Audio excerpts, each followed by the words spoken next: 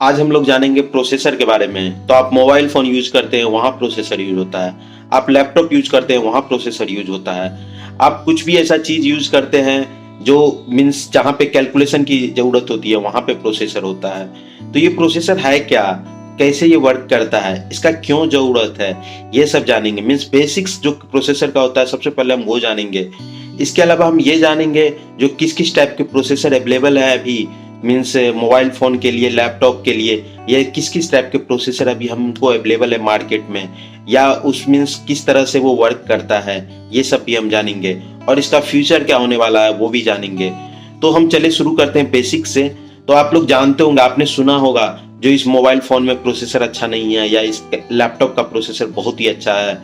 तो बेसिकली क्या होता है, आप मीन्स हम जैसे ह्यूमन है, ओके, और जैसे हार्डवेयर हो गया, हम लोग क्या हुए, मीन्स हम लोग कुछ भी इनपुट देंगे कंप्यूटर को और कंप्यूटर चलेगा, करेक्ट। तो हमारे जो बीच में जो लगा होता है वो होता है प्रोसेसर, जो हमारे इनपुट को, लेटर सपोज ABCD आपने टाइप किया, उसको रीड करने वाला कोई होना चाहिए ना। तो वो रीड करता है प्रोसेसर, फिर उसको प्रोसेस करता है, उसके अकॉर्डिंग आपके कमांड के अनुसार आपको आउटपुट मिलता है। तो यही होता है प्रोसेसर। बेसिकली जो हमारे जो भी हम इनपुट देते हैं उसको वो प्रोसेस करता है, फिर हमें UI पे, यूजर इंटरफेस पे हमें आउटपुट शो करता है। तो यही होता है बेसिक वर्क प्रोसेसर का। अब हम जानते हैं अब हम लोग ये जानना चाहते हैं जो प्रोसेसर बेसिकली बना कैसे होता है। तो प्रोसेसर जो होता है वो सिलिकॉन चिप होता है, ये तो बहुत लोग जानते होंगे।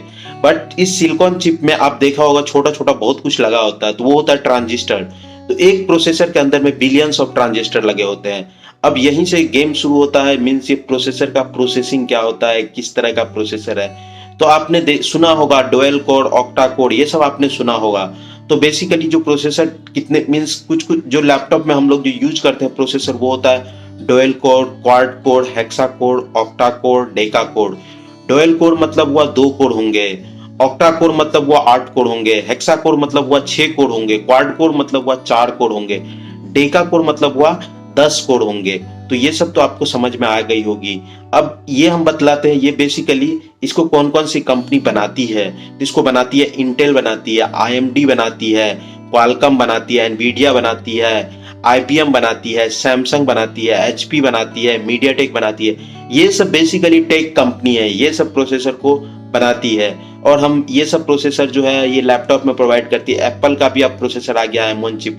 तो बेसिकली ये जो है, ये सब प्रोसेसर जो है ये डिफरेंट डिफरेंट कंपनी बनाती है, और हम लोग मोबाइल फोन में यूज करते हैं, लैपटॉप में यूज करते हैं, स्मार्ट वॉच में यूज करते हैं ये सब प्रोसेसर को। तो अब हम जानते हैं ये प्रोसेसर को हम डिफाइन कैसे करेंगे, मीन्स हम कैसे समझेंगे। लेट अस सपोज, ये आपने सुना होगा ये नैनोमीटर, 1 नैनोमीटर, मीन्स 1 नैनोमीटर तो आया नहीं है, 10 नैनोमीटर पे बेस्ड ये प्रोसेसर है, 6 नैनोमीटर पे बेस्ड प्रोसेसर है, 5 नैनोमीटर पे बेस्ड प्रोसेसर है, 4 नैनोमीटर पे बेस्ड प्रोसेसर। बेसिकली ये नैनोमीटर क्या होता है, किस तरह ये मेजर होता है, तो इसके लिए हम 2-3 आपको मीन्स फॉर्मूला बतलाएंगे, हम कैसे समझते हैं ये कितने नैनोमीटर का प्रोसेसर है। तो बेसिकली जो ट्रांजिस्टर लगे होते हैं, मैंने आपको बतलाया ऑलरेडी, प्रोसेसर में बिलियंस ऑफ ट्रांजिस्टर लगे होते हैं। तो ये जो डिस्टेंस बिटवीन जो ट्रांजिस्टर होता है, या फिर size of transistor used in phone, या फिर आप इस तरह बता सकते गेट के बीच का डिस्टेंस, या फिर इस तरह से आप बता सकते channel length of transistor, almost सब कुछ मिला करके एक ही चीज होता है। तो यही होता है अपना, बेसिकली यही होता है नैनो। इसी तरह से हम डिफाइन करते हैं जो ये कितने नैनोमीटर का प्रोसेसर है। तो अब आप जानते होंगे 1 नैनोमीटर क्या होगा, 1 मिलीमीटर का 10 लाखवां हिस्सा। तो आप जान सकते हैं कितना छोटा ये हो गया यूनिट। मीन्स आप यदि एक प्रोसेसर, यदि एक कोई बोल रहा है यदि 3 नैनोमीटर का प्रोसेसर है, तो आप जान सकते हैं वो कितना छोटा पार्ट के बारे में वो बात कर रहा है। अभी जो हम लोग लेटेस्ट प्रोसेसर यूज करते हैं वो क्वालकॉम का 8 Gen 1 चिप है, जो बेसिकली 4 नैनोमीटर पे बेस्ड है। या फिर आप अभी जो आईफोन 14 प्रो मैक्स जो देखे होंगे, उसमें हेक्सा कोर प्रोसेसर लगा हुआ A16 बाइनो चिप, ये एप्पल का प्रोसेसर है। तो इसी तरह से हम लैपटॉप में देखते हैं, तो लैपटॉप का जो लेटेस्ट है एप्पल का, उसमें M1 चिप लगा होता है। तो बेसिकली ये जो है ये बहुत, इसका कंप्यूटिंग बहुत ही ज्यादा होता है। तो आप जितने भी एडवांस वाले जो देखते हैं मोबाइल फोन, जिसका प्राइस बहुत ही ज्यादा होता है, उसमें बहुत ही अच्छे अच्छे प्रोसेसर लगे होते हैं। आपको मैं एग्जांपल देना चाहता हूं, हमारे फोन में जो प्रोसेसर लगे होते हैं वो कौन कौन से तरह के होते हैं। जो अच्छे अच्छे वाले प्रोसेसर है मैं उसी के बारे में बात करूंगा। क्योंकि प्रोसेसर बहुत डिपेंड करता है, मीन्स प्राइस भी बहुत। आप अब जो भी प्रोसेसर मैं बतलाने वाला हूँ आपको, बेसिकली आप यदि इस प्रोसेसर वाले फ़ोन को खरीदेंगे तो ये 25,000 से ऊपर वाले ही फ़ोन होंगे, उसी में ये प्रोसेसर आपको मिलेंगे। तो मीडियाटेक डायमेंसिटी 900 जो Vivo X80 में लगा होता है, ये बहुत ही अच्छा प्रोसेसर है।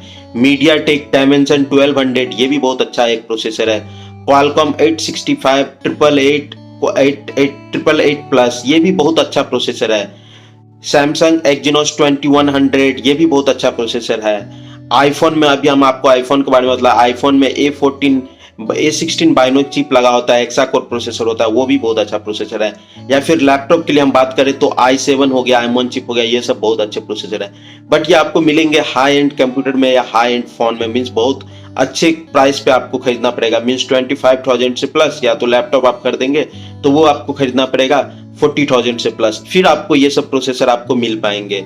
अब हम लोग जानना चाहते हैं बेसिकली इसका फ्यूचर क्या है। तो फ्यूचर आप जानते हैं प्रोसेसर में हम जो भी इनपुट दिए वो बिट में होगा, या तो 0 होगा या तो 1 होगा। बट आने वाले समय में हम लोग जब मीन्स 1 नैनोमीटर के बारे में बात करेंगे या उस 2 नैनोमीटर के बारे में बात करेंगे, तो उससे जब ऊपर जाएंगे तो उस समय में क्यूबिट यूज होगा। अब 0 1 की जगह हो जाएगा 0 0 0 1 1 1 1 0, इस तरह से होगा, या फिर उसका कॉम्बिनेशन हो जाएगा। तो मीन्स ये एक बहुत ही नैनो स्केल पे हम लोग बात कर रहे हैं। या फिर हम मटेरियल को ही चेंज कर दे, हम लोग अभी सिलिकॉन चिप यूज कर रहे हैं और हम यूज कर देंगे क्या, ग्रेफाइन वहां यूज कर देंगे। या फिर हम उस समय में हम लोग क्वांटम कंप्यूटिंग पे चले जाएंगे, उस समय में ये इस तरह का हमको देखने को मिलेगा। तो बेसिकली हमने आज जाना प्रोसेसर क्या है, ये कैसे वर्क करता है और इसका फ्यूचर क्या है। बट बेसिकली इसमें बहुत सारे थिंग्स ऐसे हैं, आपने देखा होगा जो हमारे फोन में ऑक्टा कोर प्रोसेसर है और एप्पल का हेक्सा कोर प्रोसेसर है, फिर भी बहुत अच्छा वर्क कर रहा है। भाई ये कैसे होता है? तो ये मैं आपको बतलाना चाहता हूँ, जो प्रोसेसर होता है उसमें सबसे मेन थिंग होता है ऑप्टिमाइजेशन। अब एक प्रोसेसर आपने बना दिया ऑक्टा कोर, बट वो ऑप्टिमाइज ही नहीं है। आप मीन्स यदि ऑप्टिमाइज नहीं रहेगा तो वो स्लो चलेगा, वो अच्छा नहीं चलेगा। भले ही ऑक्टा कोर है बट वो अच्छा नहीं चलेंगे। हेक्सा कोर एप्पल का देखा होगा आईफोन 14 प्रो मैक्स और बहुत ही शानदार चलता है। तो यही होता है बेसिकली ऑप्टिमाइजेशन कितना है ये भी बहुत मैटर करता है प्रोसेसर में। आपने कैमरा में लेट सपोज फोटो क्लिक किया और फोटो बहुत अच्छा कैप्चर हो गया, तो वहां भी प्रोसेसर की ही कैपेबिलिटी है, वो अच्छे से प्रोसेस कर पाया फोटो को। तो वहां भी फोटो डिपेंड, बट वहां सेंसर भी होता है, वहां पिक्सल भी होता है, बट वहां प्रोसेसर भी बहुत अच्छे होने चाहिए, तो तभी ही अच्छा फोटो कैप्चर हो पाएगा। अब आप किसी भी चीज में देख लीजिए, आप पबजी खेल रहे हैं या कोई गेम खेल रहे हैं, वहां पे यदि मोबाइल में अच्छे प्रोसेसर रहेंगे तो वो अच्छे से हैंडल कर पाएगा। बहुत सारे ऐसे प्रोसेसर है, नए प्रोसेसर जो कम प्राइस वाले हैं, वहां पे 4K वीडियो ही नहीं सपोर्ट होता है। क्यों? क्योंकि वो 4K वीडियो सपोर्ट करने के लिए प्रोसेसर अच्छा होना चाहिए, वो अच्छे से उसको समझ सके जो भी वीडियो है। तो बेसिकली उसका प्रोसेसिंग मीन्स हैंडल करने के लिए अच्छे प्रोसेसर का होना जरूरी है। तो यही सब कुछ थिंग्स थे जो मैंने आपको प्रोसेसर के बारे में मुझे आपको बतलाना था, मैंने आपको बतला दिया। यदि चैनल अच्छा लगे तो आप इस चैनल को सब्सक्राइब कीजिए, लाइक कीजिए और शेयर कीजिए। मिलते हैं चलिए इसी तरह के किसी नेक्स्ट वीडियो में, वो टेक वीडियो ही होगा। चलिए थैंक यू।